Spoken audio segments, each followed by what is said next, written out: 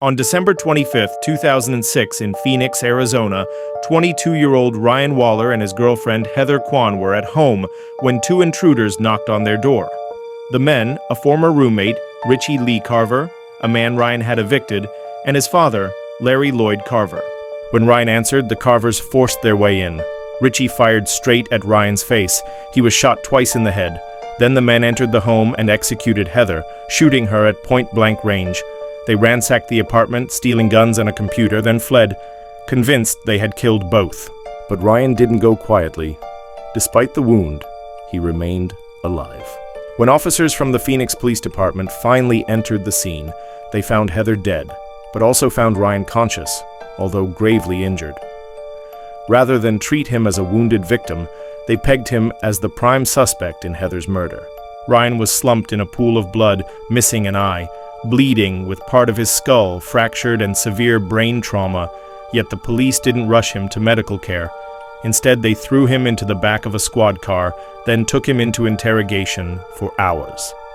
At some point during questioning, only after 4-6 hours, the officers finally realized he'd been shot. Only then was medical attention allowed. By that time, crucial hours had passed. Ryan was in no condition to defend himself.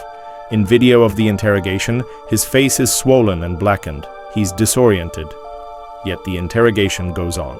It's now widely regarded as a grievous case of police negligence, a shocking example of how justice can turn into injustice when law enforcement fails at basic duty of care. Eventually, Ryan was rushed to hospital. Surgeons removed part of his brain, treated a serious brain injury, and tried to stabilize him. He lost his left eye. Bone fragments and bullet fragments had pierced his skull, destroying large portions of his temporal lobe. He spent 35 days in the hospital, but the damage was irreversible. The delayed medical care caused complications. Reports say he developed a brain infection that might have been avoided with prompt treatment. When he went home, he was a changed man. He suffered severe and chronic seizures, memory loss, and permanent disability. Some sources say he had lost control of basic functions. Others describe him as living on the edge, haunted by the shooting and the trauma that followed. Meanwhile, the real perpetrators, Richie and Larry Carver, were pursued. Richie was convicted in 2008 of felony murder, aggravated assault, weapons charges, and sentenced to life without parole. Larry Carver's case was harder to close because his wife initially invoked spousal privilege. That changed after passage of a law popularly known as Heather's Law, a legal reform triggered by this case, which allowed the wife to testify about Larry's confession.